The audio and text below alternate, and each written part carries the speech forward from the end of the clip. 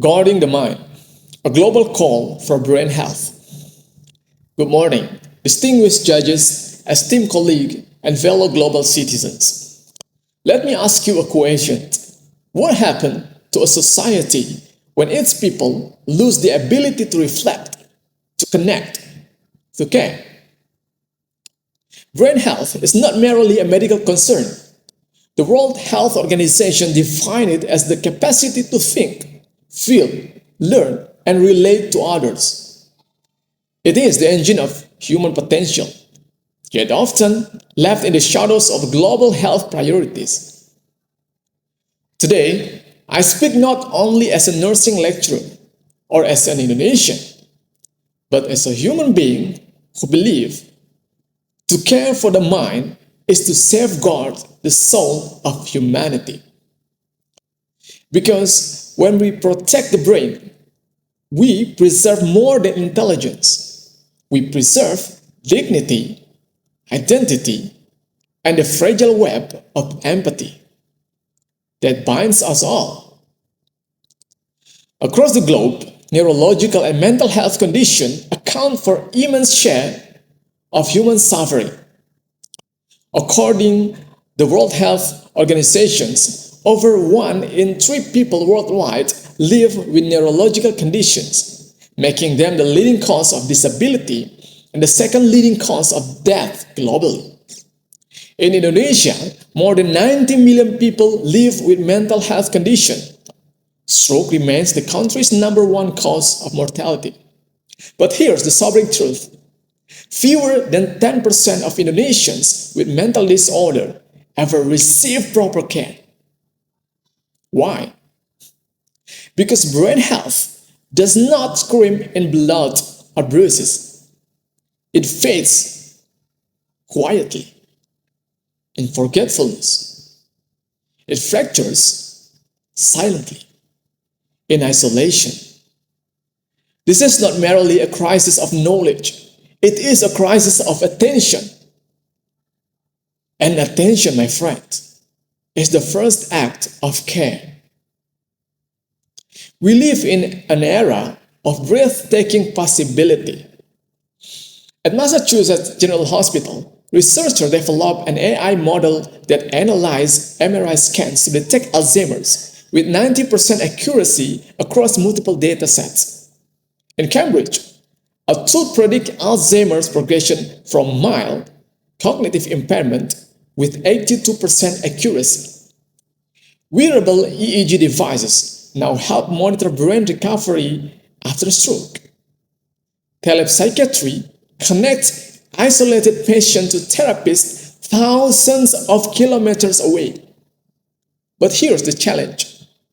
Innovations that fail to reach the vulnerable is not progress. It is performance. In rural Indonesia, many clinics struggle with unstable electricity and poor internet. A single mental health professional may serve tens of thousands. True innovations listen before it builds. It asks, will this tool work here, for them, in their context? While we pursue invention, let us not neglect something equally powerful: prevention. We already know what nourishes the brain: physical activity, balanced nutrition, quality sleep, emotional connection, lifelong learning. These are not revolutionary discoveries, but the real challenge is embedding them into our system and daily lives. Globally, some countries are leading the way. In Finland, health education, including brain health literacy, is integrated to the national school curriculum. In Japan, public campaigns like the Restaurant of Mistaken Orders promote cognitive wellness and empathy for the elders living with dementia. In Indonesia, sparks of hope are emerging. Mindfulness program in Yogyakarta schools, yoga collective for women in Bali, elderly activity clubs in urban areas, But these efforts remain sporadic, underfunded, and unsustained.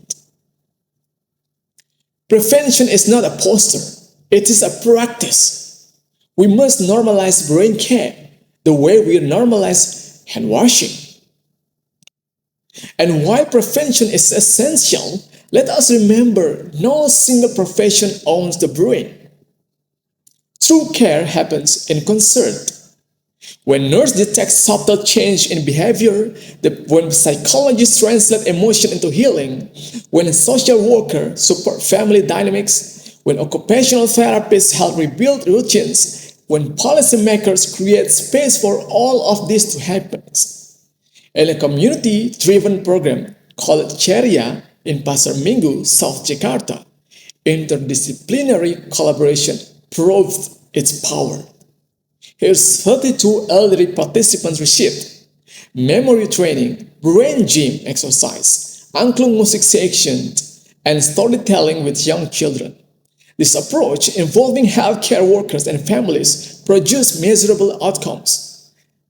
97% showed stronger daily activity, 90.9% improved balance, and cognitive score improved from 27 to 29.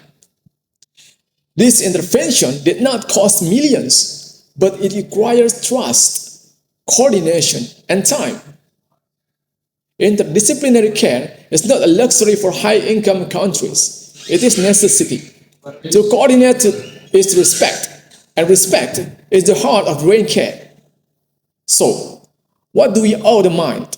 We owe it our best thinking, not when it's broken, but it so may never break. Let us make brain health a shared responsibility. First, fund technologies that work where they are needed most. Embed prevention into homes and schools, not just hospitals. Support interdisciplinary teams with training, policies, and respect. Honor caregivers and communities carrying unseen burdens. Because brain health is not about brilliance, it is about presence, connection, and humanity. Every brain carries memory and meaning. Every act of care protects more neurons. It protects stories, identities, and futures. Let us act not for applause, but for equity, not for statistics, but for dignity. The brain may forget, but care must always remember. Thank you.